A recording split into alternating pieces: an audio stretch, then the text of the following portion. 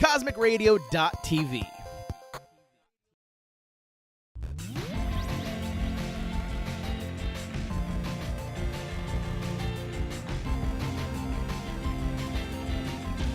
Hello and welcome to the fine edition of my so-called 8-Bit Life. I'm your host, Roberto Villegas. Joining me today, and you know what? I totally forgot to ask your real names, and I'm going to go with that on the air, but it's Ponytrap music! Woo! I should ask your real names, and I totally feel like a complete asshole for not doing that.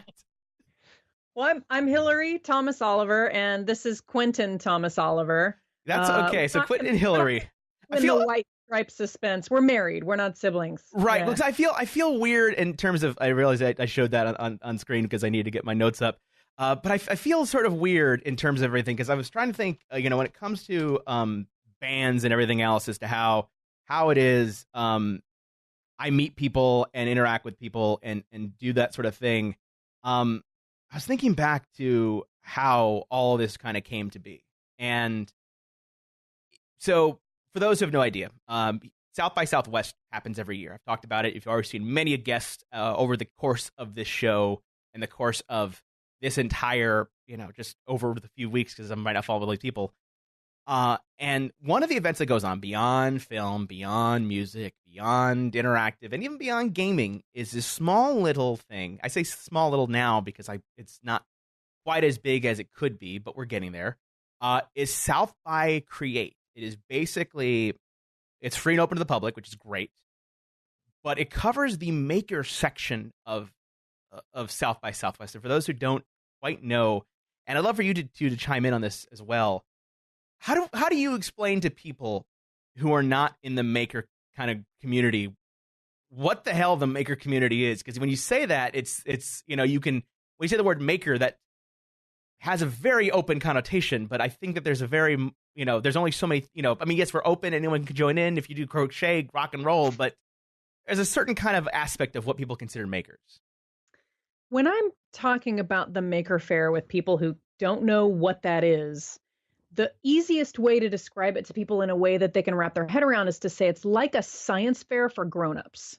That's a perfect way of pitching it. I'm going to hold that to my mind because I think that is absolutely what it is. It's this giant science fair because, you have in that sort of community, not just simply people who are working with like microcontrollers and stuff like that, what you guys are doing, but even people are just like, yeah, I made this cool little, hoodie with like lights and LEDs that flash. Yeah. Or like the cool club of people who make the droids that look like R2-D2. Like, they're my favorite, and they sing and they dance, and like, of course, they're big fans of our drumming robots. So I'm pretty particular to them. It's people pursuing their passion and their hobby and their, the thing that lights them up, and showing it to the world in sort of this cool grown-up science fair atmosphere where anything goes. I guess I'm going to keep that in my hand of like, now, how would I pitch the maker community? Because it's hard for me to tell friends like, come to South by Create. Why should I come there? I don't make things. I go, just trust me. But if you said like, it's a giant adult science fair with like crazy stuff, then they understand, because I walk in and I go every year, and I'm just sort of starting now to become more part of the maker community in terms of like soldering, in terms of making stuff. And I went there a couple of years. I've gone so far every South by I can to go to Create, and I've gone every year ever since to that section. I think it started maybe like a year ago, maybe a couple of years ago. I can't quite remember. I don't remember the first one. Our first one was last year. Yeah, I think there was at least 1 year before. Yeah, there probably was 1 year before. And I've gone to as many as I can, and typically just because it's free and it's like, cool, geeks doing geek things. And so I walk in, and you guys can see it in the shot, but I see this, I don't know how else to explain it, but a giant drum robot. It's a giant drum robot. And so I start talking to Quentin, who's there at the booth, and I'm just staring at this thing. And I go, I think I know what I'm looking at. I need to ask you to double check. Am I looking at a drum robot? He's like, yeah, basically. I go, I have so many questions, and all of them I hope to be answered. And you can chime in anytime you want, Quentin, because we start talking, and I go, why do you have a drum robot? You go, well, my wife and I have a band, and we couldn't find a drummer, so we just made it. And I go, that is such a maker thing to say. And then, I mean, it's really just that straightforward. That we never could find the drummer. Like, what we do is, I mean, most no offense, but most bands, when that moment happens, they go, I couldn't find a drummer, so I bought a drum machine or I bought a synth.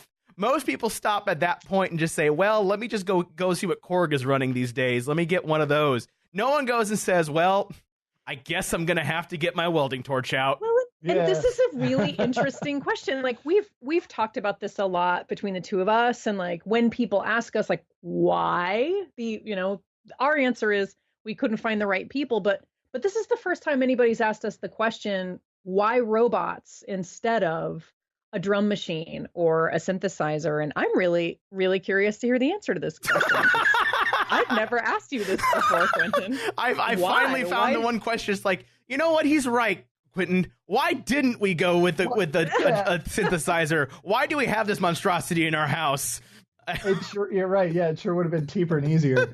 Less interesting. It was about like I really wanted it to move. I wanted it to be anthropomorphic in a certain way and not in other ways. I like acoustic sound. There's a kind of core element to the entire project. As I started it, in my mind, even before I ever even imagined that there were going to be robots involved, that it was all acoustic. I hadn't intended to run my viola through an amplifier, which I have to do now because the drums are so loud. I had this very kind of dark mountains of Eastern Europe, sort of like weird, Wallachian fiddling kind of thing going on in my mind. And it always felt sort of acoustic, and it always felt very analog. So it never even really crossed my mind to just go with a drum machine or go with a recorded beat, just because I really wanted it to be physical and I wanted it to be, sound that's getting generated right there. So yeah, then you build machines to do that. Well, no, but even bringing up, and this is something that I mentioned when we talked the first time, and this is something important for when you do stage. If you're a new musician and you're wondering, like, especially doing live acts, what you can do to differentiate yourself or something, stage presence is everything, and sometimes having some type of striking visual element can help, whether it be a TV screen, a projector, or something like that. But like you go, like, I'm here at a maker thing, and I see giant, drum robot. I'm like, that's different. And if I saw that on stage as well, I'd say that's really different. And that's why I'm like, when I said it's such a maker thing, it was more of the idea of that is the attitude of a maker or a creative in general, is the idea of saying, well, it doesn't exist. What if I just made it and figured it out? Like, because we were talking there and you mentioned, and feel free to, chime in. I keep hating to say that, but it just was such a fun thing because you were getting defensive about things like, I know I made it in Visual Basic. I know that's not the language to do it. I was just like, all these sort of things. I'm just like, don't worry, because this is something that I personally have not seen any other band do, because I'm so used to seeing a lot of synth acts and so used to seeing a lot of, laptop powered things, which is totally fine. There's nothing wrong with that. That is, if that's what works for you, rock on, keep doing your thing. But just seeing, I'm going to switch back to the single shot, but just seeing that, this literally drum robot, and I don't know how else to explain it, because there's no other way to say it but that way. And to see, like, a bunch of snares lined up and drumsticks and servos, it's visceral to hear, And yeah, and going back to the like, how I built it and why I built it and how it's all put together, like leveraging your strengths was a big part of getting that put together. On the one hand, it's sort of comical that it's all written in Visual Basic, but on the other hand, like, that's what I know. And that really worked out. And being able to figure it out and just decide we were going to do it, figure out what our strengths were, the ways that we could get started doing it, and then learn the rest of it on the fly, had a lot to do with making it successful, making it work, making it possible. Even like when we first started this project, we've never built robots. We'd never built robots before. Quentin doesn't have an electrical engineering degree. Like we're sort of babes in the woods, and we're really figuring things out as we went. And the first step was to go talk to some smart people and be like, hey, how would you do this? Right. And the answers we got were, you want to use pneumatics because they're very powerful. And what you've said is you want something powerful. And you've got to use MIDI because that's exactly what it was designed for. Yeah. But we don't know anything about pneumatics and MIDI. And the things that we do know, like Quentin's from the corn of Indiana. He is of the hills, and he knows cars, and he knows 12-volt systems. And so he's like, okay, that's a place to start. I can not blow myself up working with 12-volt power. That's right. You know going into this, like, okay, I if I go this voltage, I won't kill myself because I know how to protect myself to not kill myself in that position. It probably won't burn the house down. Probably, maybe. I mean, you are working with you're welding stuff. You're doing some hard. It's steel. Yet. There's welding yet. You're doing hopefully, but regardless of that makes sense. Start from what you know, and especially that. I am surprised you guys, in terms of MIDI, but that's fine because it's sometimes I've started to learn when it comes to a lot of these projects, a lot of the makers that do these sort of strange things. I say strange just in a good way. A lot of times they come from that point of like, well, what do I know? What can I do? What do I know? And like that's sort of why I'm starting to go more and more in the Raspberry Pi sort of situation, stuff like that, only because I am very very familiar with like Linux. And very familiar with that OS and how to do things there, and even like a Ruby script or Python or something like that. Yeah. Whereas I'm not great in my C coding kind of thing. Mm-hmm. And we don't know anything about MIDI, and we were impatient. That's really what it boils down to, is we didn't want to take the time to really dive into I'm only laughing just because of the idea, like, and we were impatient. We wanted to get this done. We wanted it now. We needed a drummer yesterday. We wanted a drumming robot as soon as possible. So we were like, okay. Most projects take like 5-6 iterations. You're like, nope, we're doing this today. We're getting this done. Go get those pneumatics and boom. Yeah. And so that was a big motivating factor to us, was just, we want this and we don't want to wait. And we feel like we know enough about enough things that we could probably figure it out from there. Well, there was a big issue of like where to launch, as I sat down on the advice of a lot of people to try and kind of get familiar with some MIDI platforms and how I might use them and how I might tie them into what I was already kind of thinking and doing and trying to figure out. Like, a big part of that decision ended up for me that like I don't understand music necessarily in kind of blocks and sliders and the way that a lot of MIDI stuff is meant to interact. I understand music mostly in notes, and that's how I like. For me, that's how I grab onto rhythm, and that's how I understand music. And kind of following the impatient line, as I sat to sort of figure out how to do that with that sort of interface, and I also realized, belatedly that there are a lot of MIDI interfaces that allow you to use notes. Oh yeah, it wasn't necessarily how I got onto it. And what I did realize, a few days into that experiment, was I can write software that'll read the notes. So it was fairly straightforward process for me to sit down with like a couple of CDs of Visual Basic 6, and some flat files, and teach a piece of software how to read music. And that came really easy and really straightforward to me. So it had a lot to do with just, we all understand things in different ways. And that really worked with the way that I understand music. And that's a big part of how we understand how to make stuff.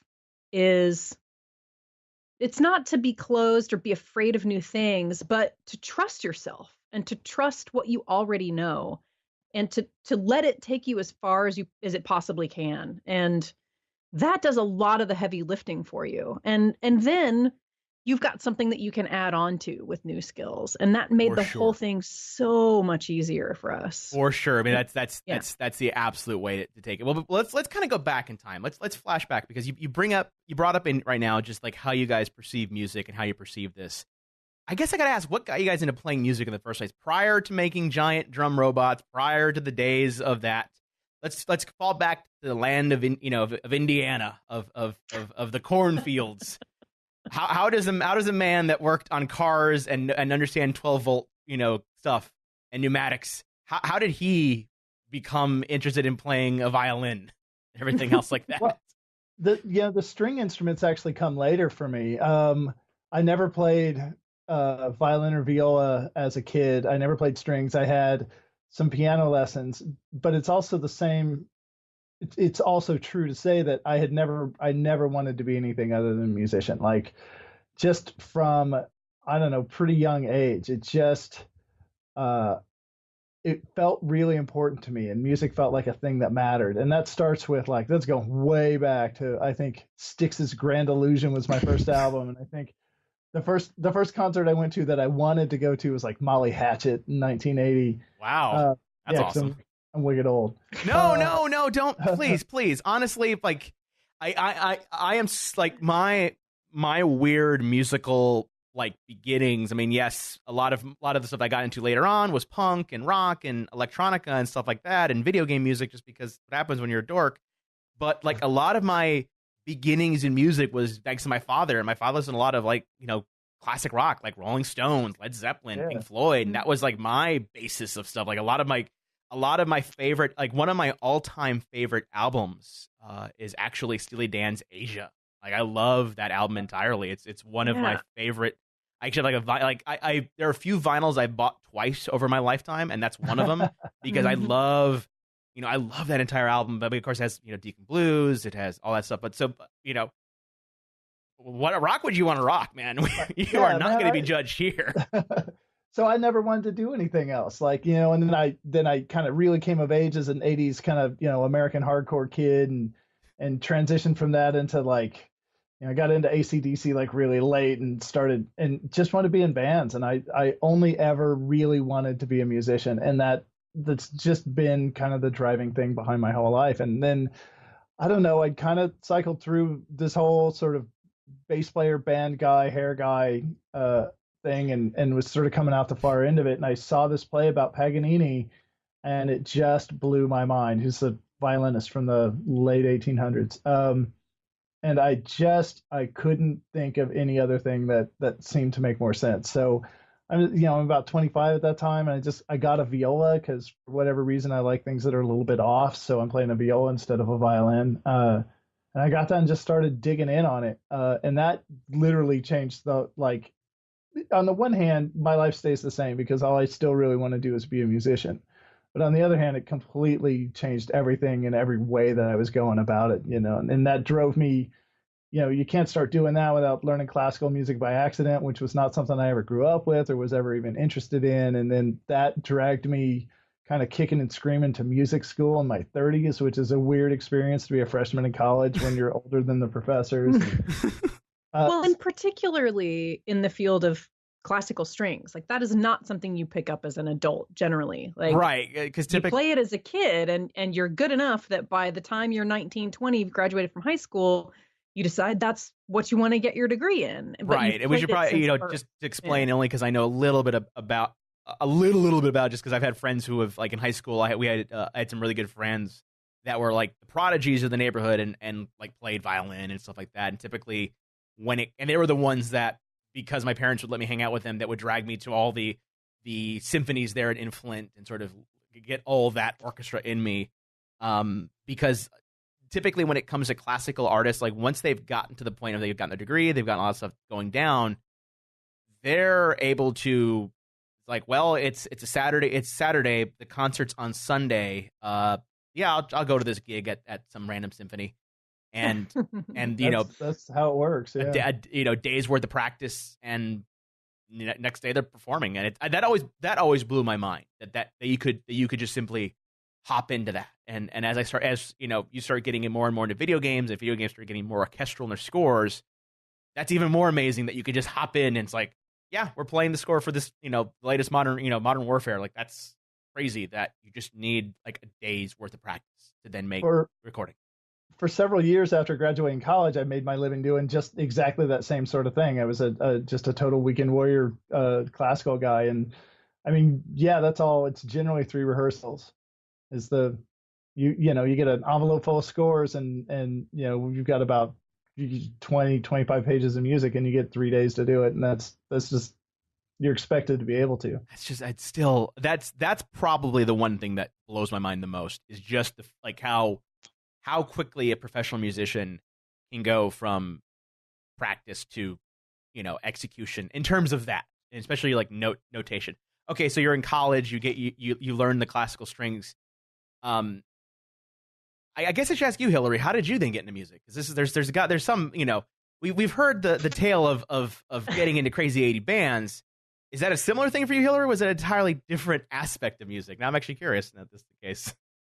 I came to music a little bit differently than Quentin. I think it was always in the background of my life. Like, both of my parents met when they were in music school in Denton. So my mom's a singer, and a piano player, and my dad can play anything with a reed and was in the lab bands in Denton. He was actually in a lab band in Denton with Tom Bones Malone and who's the other guy? Blue Lou Marini. And Blue Lou Marini, 2 guys from the Blues Brothers band. Guys, yeah.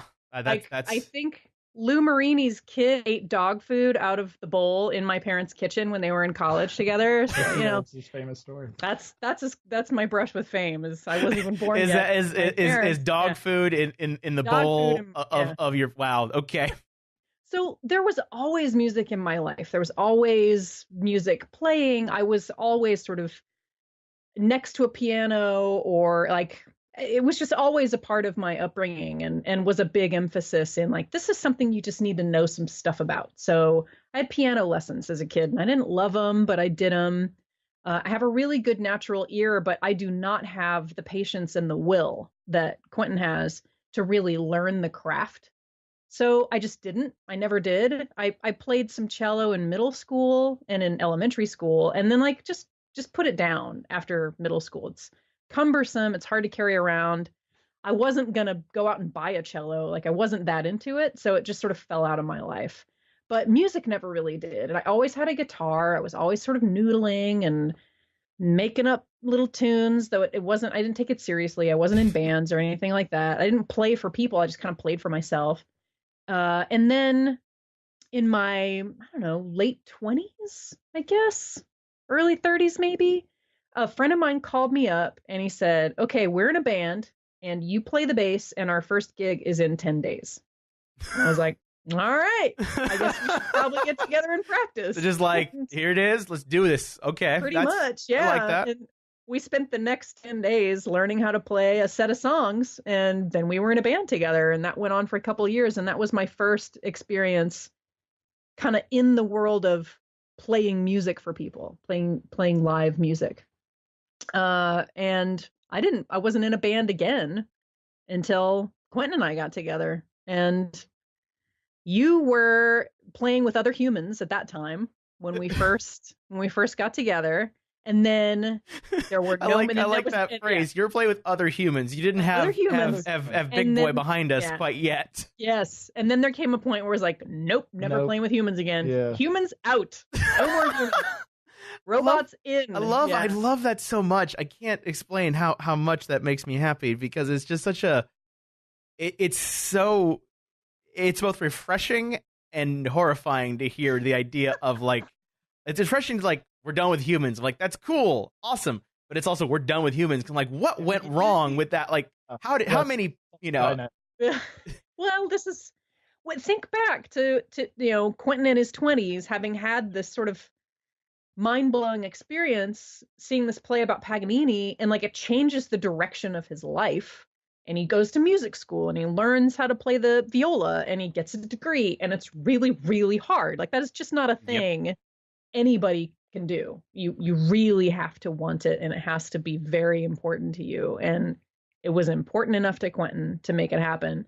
And it's all in pursuit of this one musical idea that he has, which turns out to be Ponytrap. And he tried with a handful of different human bandmates to put it together and make it happen. And then he finds himself at South by Southwest in 2011 playing a 30-minute fully improvised reading of The Howl, and I just thought I was going to die. It was it was the most Spinal Tap thing that I think has ever happened to me. I'm surprised Puppet Show wasn't on the marquee. I mean, are we talking like Japan part of Spinal Tap, or you're playing for like the audience? Are we talking like small little, midgets and a shrunken version of Stonehenge Spinal Tap? Or are we talking we can't get out of the pod Spinal Tap? No. You're actually missing the one thing that it was. Like, remember when Nigel leaves the band and they don't know any songs? Oh, crap. I am not going to play a 60-minute freeform jazz improv in front of a festival audience. That's what it was. It was literally a freeform jazz improv, 30 minutes long. About 5 minutes in, I was so angry and frustrated, I was banging an empty beer bottle on the glockenspiel as part of. That's how I was playing the 30-minute freeform. Are you jazz. sure? Come on, you didn't have a jazz. You didn't tap into Spinal Tap and like a 2-hour jazz odyssey type thing going on. I couldn't. I just couldn't do it. I tried. I was joking beforehand. I can't even believe I walked on stage because I knew it was coming. And I was like, I'll do it, but only if I can make a Derek Smalls joke. And they didn't think that was funny at all. And I was like, this is my damn project, and this is how this happened. And I was literally hitting this empty bottle on this glockenspiel, which, by the way, is just a fantastic thing to do if you have a chance. I highly recommend it. And I was like, I can build machines. I know I can. I can build a machine to do this. And part of what had been sort of happening in the transition at this point was like had been some loose talk about building some machines to collaborate, but more like hand crank stuff, kind of steampunky, not real robots that do their own thing, but like sort of wild, made from found object kind of instruments that we might play. And so that thing was already in my mind. And then as I was banging this beer bottle on this glockenspiel, I'm like, nope, machines are going to play themselves, and these two people are gone. I wasn't one of them. No, she was in the audience just hanging out, literally watching. You're just watching this horror show of man on stage hitting glockenspiel with beer bottle, like going, what did I come to?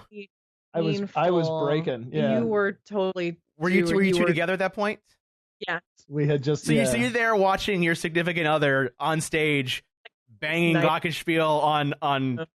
I guess I got to ask Hillary. At that point, did you reconsider everything? Was no. That's a fair question. No, and like,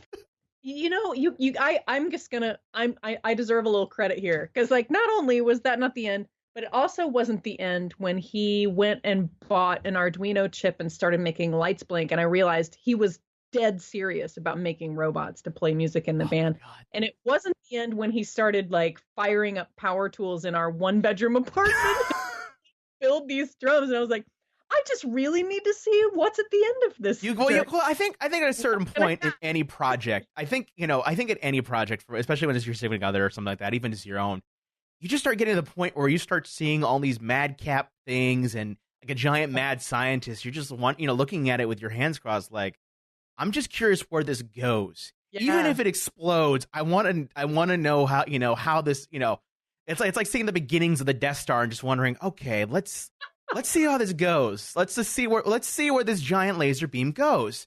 Just because I can imagine just that thing being constructed and put in pieces, and he's bringing in microcontrollers and LEDs and drums. Started out so tiny and friendly, right? Yes, it started out like there was a motor. I imagine the Death Star started out tiny and friendly too.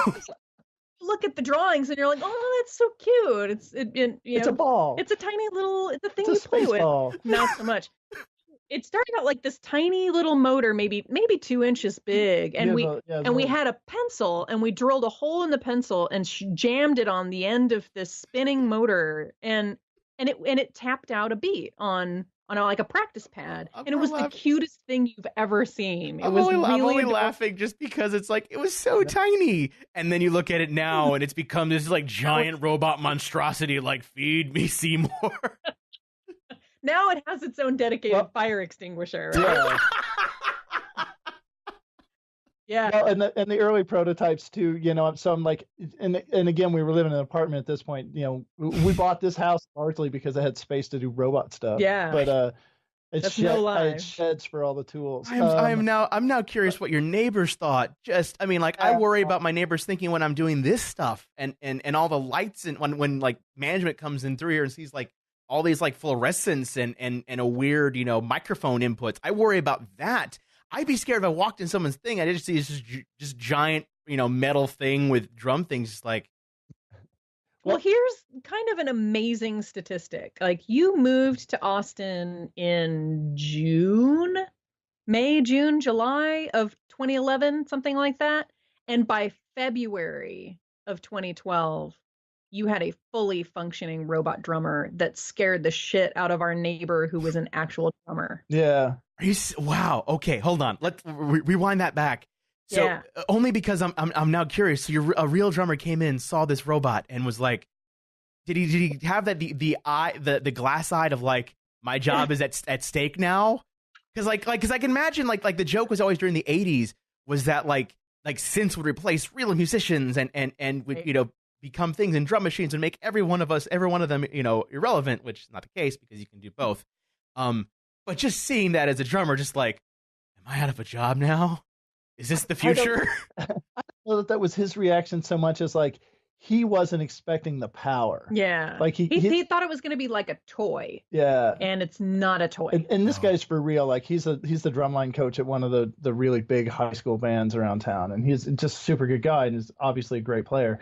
And we had like this one kind of early prototype, and it wasn't doing much, but it was like our first sort of experience with really making it powerful. Like it's not a pencil on a 9-volt thing. It's got a car battery hooked up, and and we're just like, hey buddy, come over here, we will show you this thing. He's like, okay, awesome. Is this what you've been doing out on the front porch with the circular saw? Right, yeah. Totally. I love the idea. Hey buddy, come over here, I want to show you something. Just like, okay, you walk in, see this, wasn't what I was expecting, but okay. And then we hit go and like he jumped back. Yeah, and that was like, I felt pretty good. It's horrifyingly loud, which is exactly what we were going. Well, yeah, because like we're at the fair, and I wasn't sure. I was like, I gotta see this thing in action, because you see this robot and you're like, I need to know what that sounds like, because again, you have in your mind, you're absolutely right, like it's sort of this weak thing or whatever, just because it's like I can't have that much. And when it played, it was early. It was at the first day we met. It was early in the morning when it played. Everyone just like started looking at it like, did you just awaken the beast? Is there a dragon in here? And we weren't informed, because it's like everything, there's everyone talking, but it's just like it commanded the space. And this is for the people who don't know, this is at the Palmer Event Center, and that's sort of like where there's a lot of space to fill, and there's a lot of echo and reverb. But you could hear that not just where I was, but like from back there, like you saw people looking like, the fuck is that thing? Because again, it's just like you don't think about it, because just like, oh, bunch of drums, whatever, and then you hear it, you're like, huh. And everyone, and I can only imagine how many times that weekend you played it, just because it almost demands to be played. Yeah. There's a funny, the kind of wacky story about it was we were at last year's South by Create, and we were next to these guys who were super nice and super patient and really cool, and then they're right next to us this year, and they're like, these guys again. But they were also again really nice and really kind and patient, but I don't think they were super excited about that. Well, because it is and I think that's what's the hard part, and especially if you're not a live music person, you're not used to hearing, really well done drums, and even especially in the maker community. Again, not because there isn't music crossover, but typically, as we started talking in the beginning, it's MIDI. And for those who have no idea what MIDI is, that's basically the interface that typically you'd have a keyboard hooked up into that can then start talking to a computer and do cool synth effects or record the notes or do anything musically. very common. It's that. And so typically you'll hear synth files, or you'll hear sound effects, or you'll hear some type of waveform. You don't typically have a MIDI translate into a physical thing. Right. And that was what struck me, was the idea of translating that musical file into physical actuators and having that, because there's, you talked about at the beginning, Quentin, you're absolutely right. There is something to analog sound. There's something when you have a real drummer that has that impact that just doesn't carry across with a synth. As much as I love synths, as much as I love drum machines, as much as I am that guy in terms of electronica, when I hear like a real drummer at a concert, there's just something about it. And that's when you had the robot playing, I was like, this is super cool, because, you almost have to, and I can imagine, I'm curious as to how many iterations you went through, because we're talking in the show and you mentioned the idea of, if you think of like, this is sort of a weird dorky thing, but if you think of like a drummer on a snare, they're doing this sort of action. They're doing, very rapid left and right kind of motions with drumsticks. You can't do that quite with a pneumatic, servo. Like, you can do a certain degree, but not as quick as you need to. So if you guys look, I'll put in a solo shot for the video to just kind of see this, but I'll illustrate in the audio. If you look at it, there is a line of snare drums, and each one of them has this sort of like, so, typically what you do, and Quentin, I guess, chime in on this, because I remember we were talking about this, where you basically, if I'm not mistaken, you sort of tell it to go in sequence up, left, kind of up, down, left, and right, something like that. That's exactly it. We get speed and volume from replication. So, as quiet as it gets is just one stick hitting one thing, and as loud as it gets is all the sticks hitting all the things.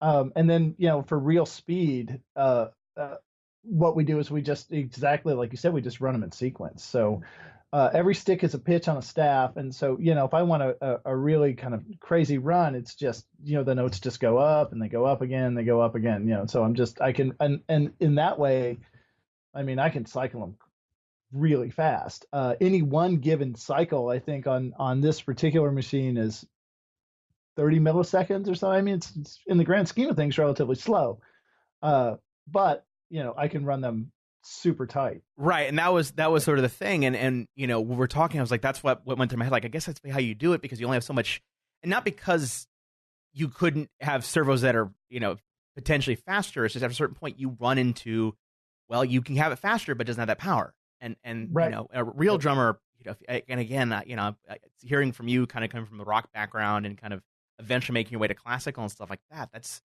you want to hammer on those on the drums. You want to have that, like, feel it exactly. And so I was like, that's you can't replicate that as much as you can in a synth, but like there's something about it, and it was such a. I always remember this story. This is one of the bands I listened to, Nine Inch Nails. I remember the story when they'd go on tour that they'd get a real drummer to play it, and the drummer would look, Trent Reznor, the front man for Nine Inch Nails, uses a drum machine, and he's got things that go like crazy beats per minute, because you can do that. But eventually a real drummer has to, make it real. and he just, his drummers would stare at him like, what are you doing to me, Trent? Because it's just like these right. like hyper fast sort of things. And it's just insane. And to know that, do you have a name for the robot drummer, or is it officially called Ponytrap? No, the big guy is called Dot Man. Dot Man. Yeah, okay. Our big 12-foot tall drummer. The guy behind us. This guy, that's Dot Man, and then we have two floor toms that are decked out with all kinds of different actuators on them. So there's arms that hit the top of the head, and then we've got spinning motors on the bottoms and the sides, and a cymbal kind of sound, and they sound like a marching band. And we've got two of those, and one of them's named Alan Turing, and the other one is named the Mechanical Turk. I love the names, by the way. The names are perfect, are appropriate for this. But because again, just staring at Dot Man and looking at that, it is a sight to behold and beheld, and just to know that that's where you came to in terms of this whole project. Just always, it was. I guess that's what it is. It excited me. It was just that kind of thing, because I never know. Because okay, well then let's kind of go back to talking about the music and stuff like that, just because I think it's important.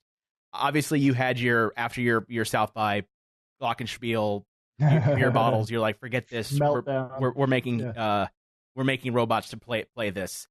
I guess is the interesting question, only because you've already gung ho about this giant drummer bot, why then have the human element in the entire, the first place? Why not figure out a way to make robots play every part of it? I guess the question I'm going to ask, and maybe this is the better thing. How does the version of Ponytrap now that we know exists with Dot Man and Alan Turing and Mechanical Turk as your rhythm section, I guess your drum section, how did that come to be?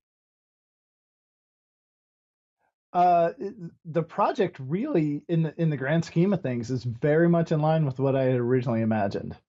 I guess your early influences included Kodo drummers, and that's really where I feel like the drummers as they currently exist totally nail that. Like, you get this really driving, visceral, pounding, tribal kind of let's all dance around the fire kind of feeling in your heart when you hear these drummers play.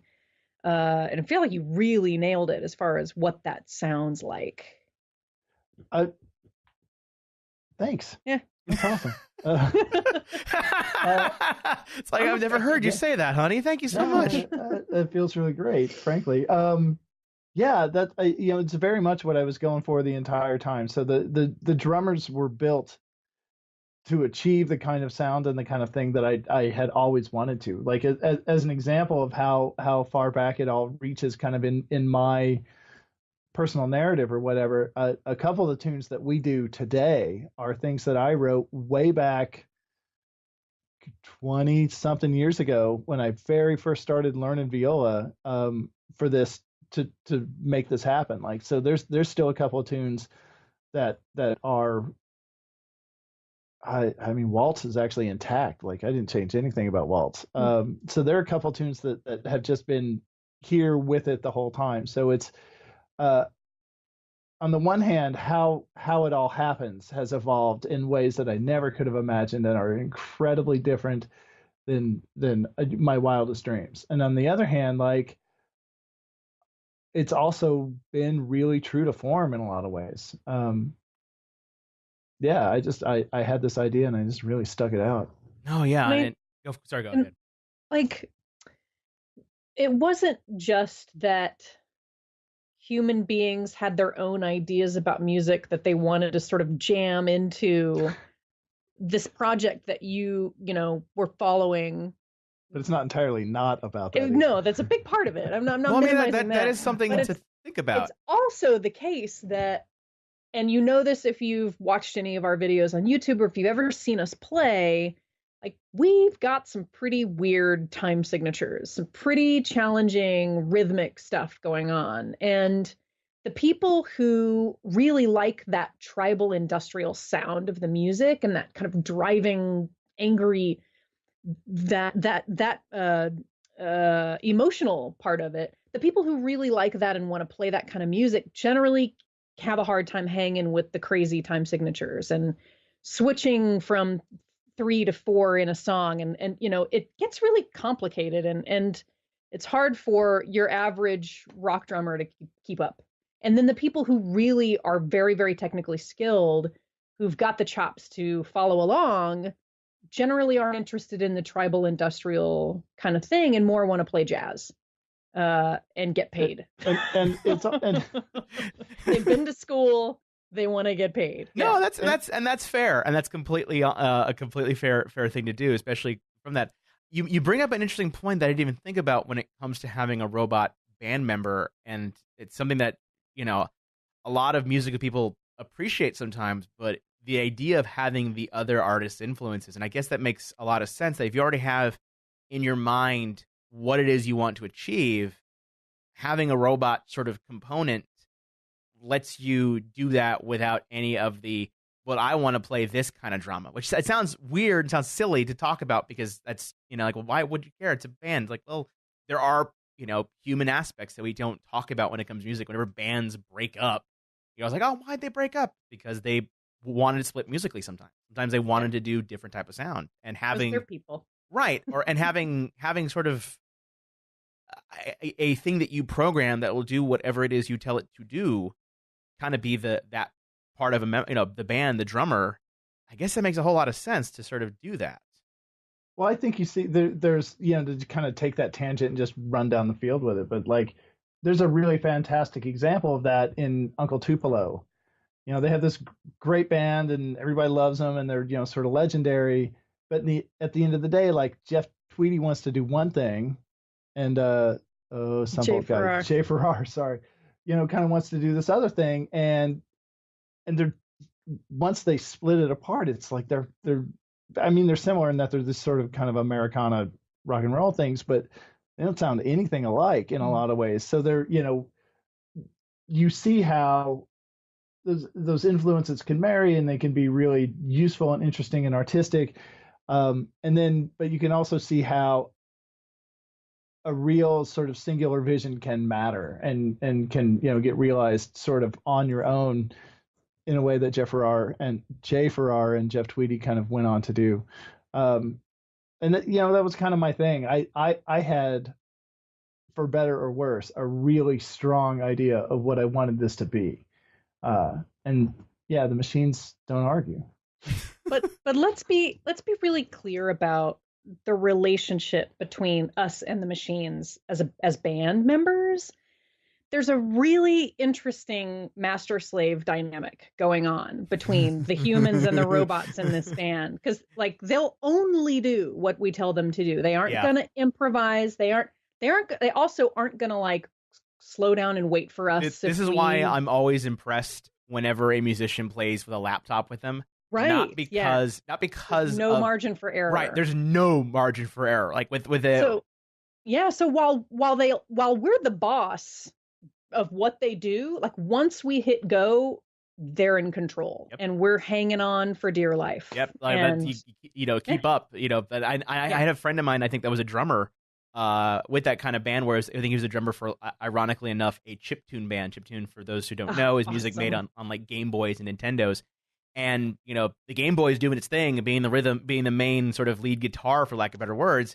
But once Game Boy goes into action, that's it. It's doing its thing. It's on its own, and you're the drummer of to keep up with essentially a little chip. And I can imagine, especially when it comes to the drummer, thankfully, at least in your case, I say thankfully, is like, does that typically the other artists react to the drummer? But, a human can slow down. A human can see that, like, they're not able to keep up. All right, let me kind of, tune down the beat a bit. It can improvise and kind of that, where a computer's like, well, you told me to go 180 beats per minute, so I'm going to keep on going 180 beats per minute, whether or not you can keep up or not, And we've got the added bonus of, if you get your hand in there, it might break a bone and it could catch on fire. So just like gets really interesting when you hook a car battery up to it. Yeah. I hate to ask, has it ever, what's been the, I guess I should ask, what's been the worst case scenario with any of the bots?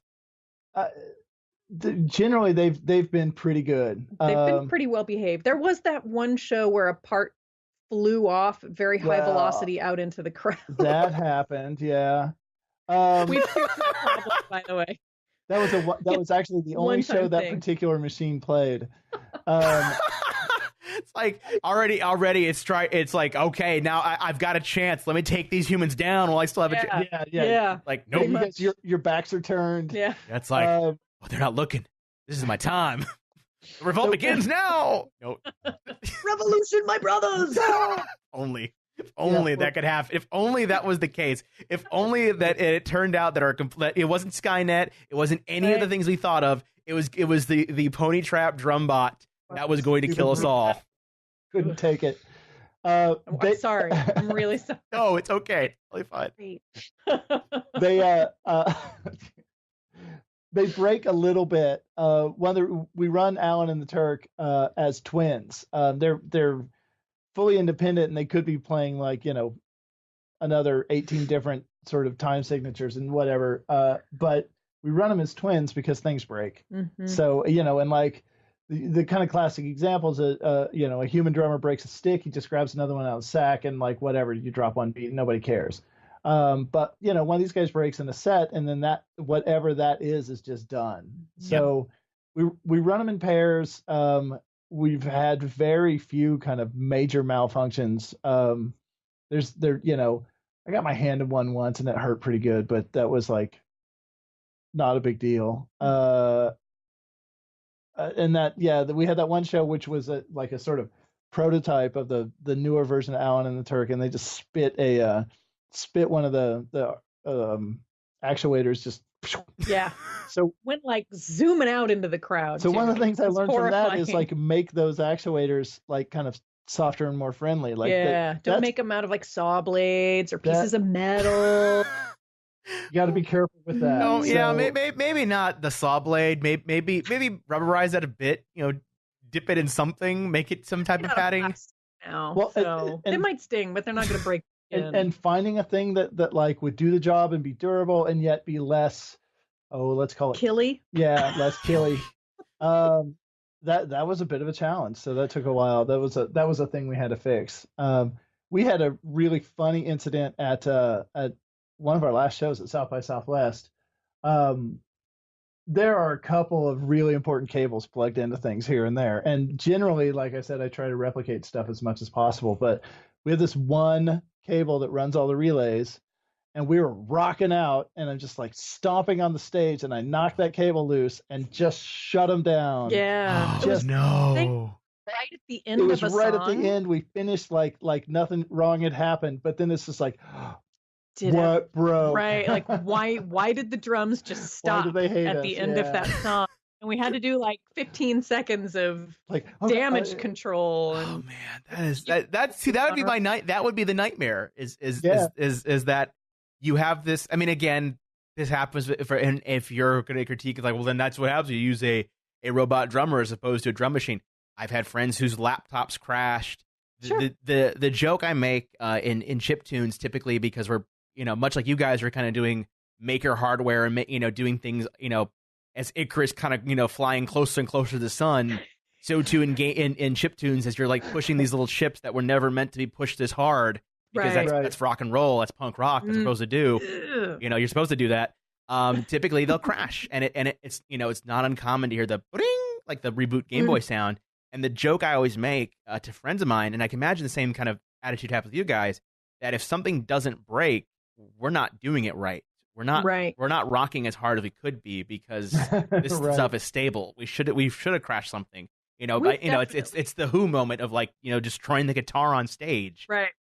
We've definitely tested the limits, I think, of every component of these drums. If we're not burning out a motor or losing a part that just goes flying off into the crowd, we're burning a relay, or a string is breaking, or a spindle's coming loose, or who knows, any one of 50 things could go wrong, and they pretty much all have at one point or another, usually when we're just here at the house running them kind of for stress testing. And you're already going through the idea like, we're going to push this thing hard on stage. Absolutely. We might as well figure out where these limits are now, where in a controlled environment.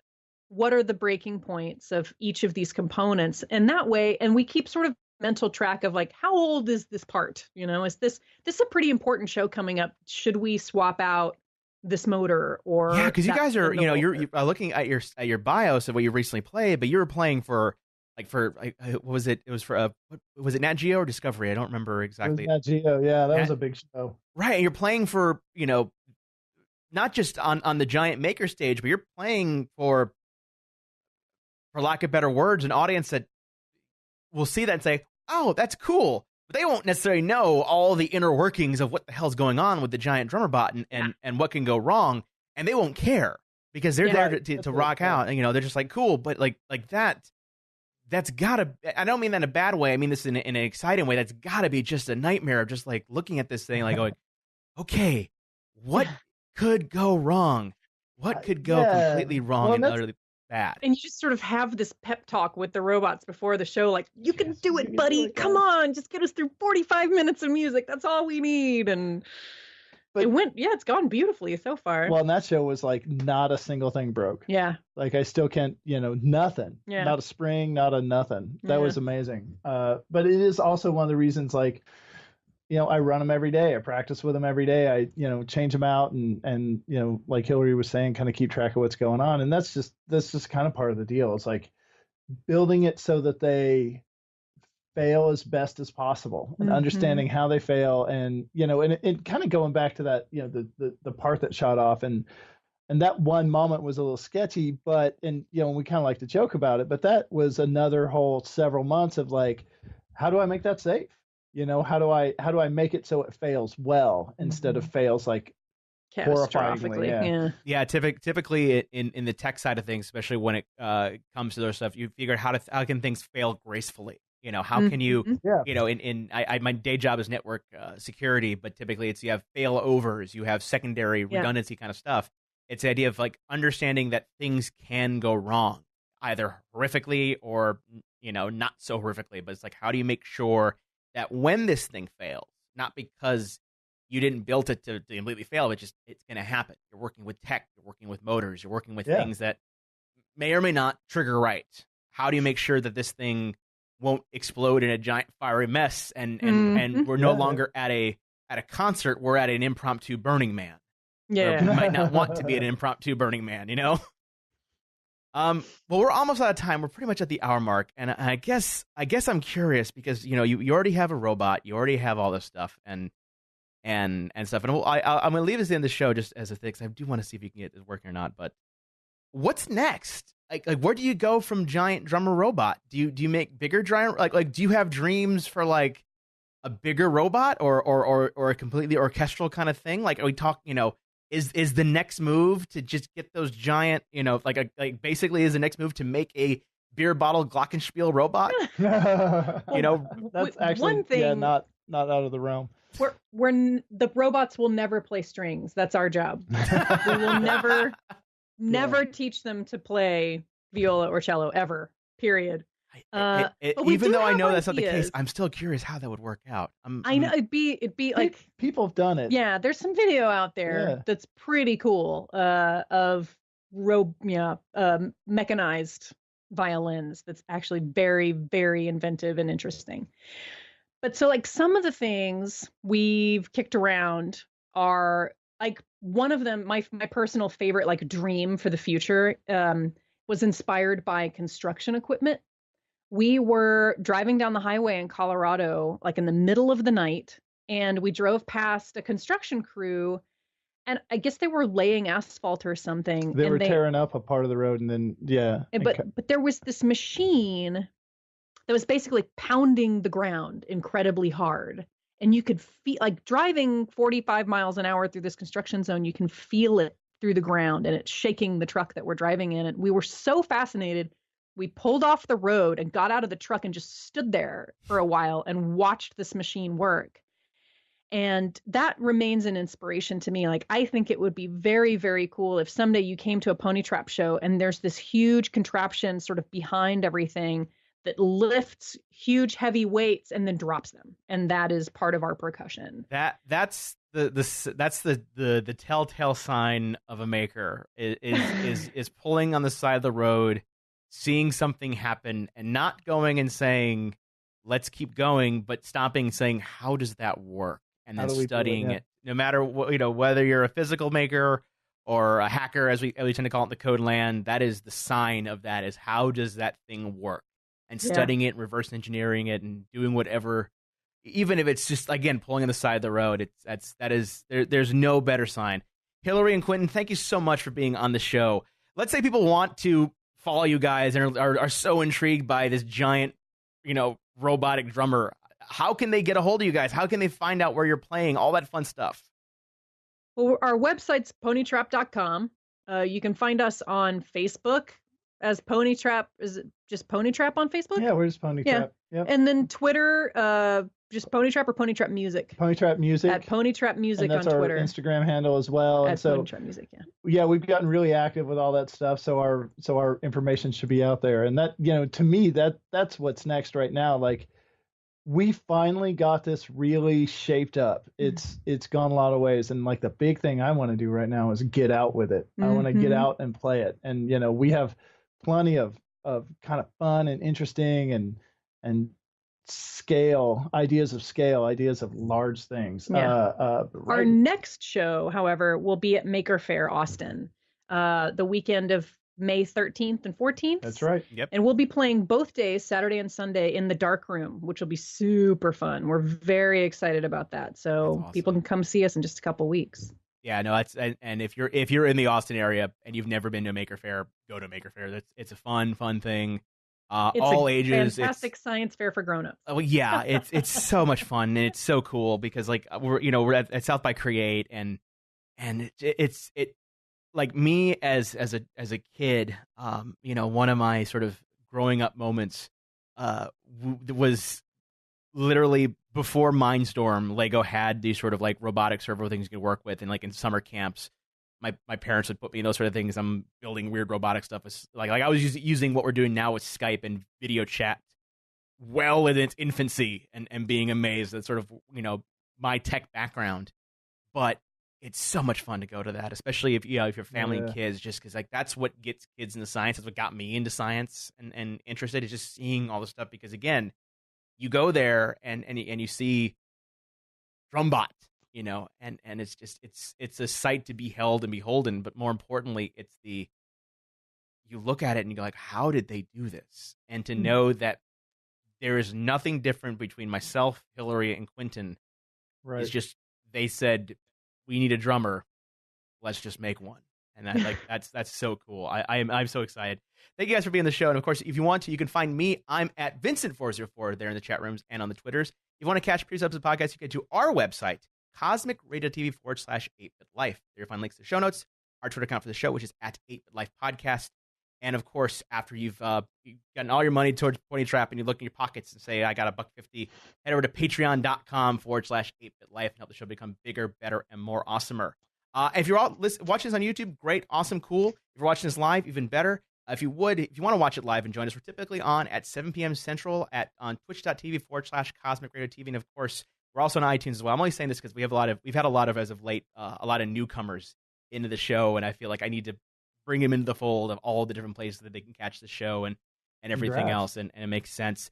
So that is it for today. So tune in next time when I talk to another geek about something completely, in this case, a pair of geeks, about something completely and utterly random. Bye, people.